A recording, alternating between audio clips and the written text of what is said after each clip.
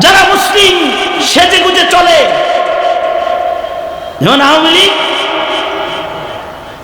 এই 5 আগস্টের আগে আওয়ামী লীগের কোন নেতা যদি মাইক পাইছে,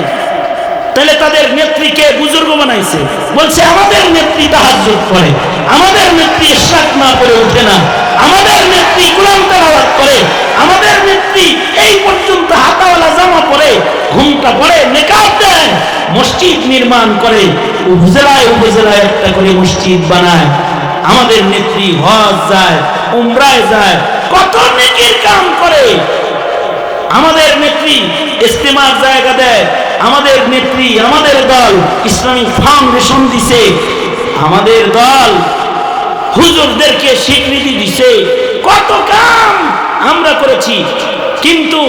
প্রকাশ্যে বলেছে নীতির কথা, গোপনে করেছে নৈতিকতা হারিয়ে অনৈতিক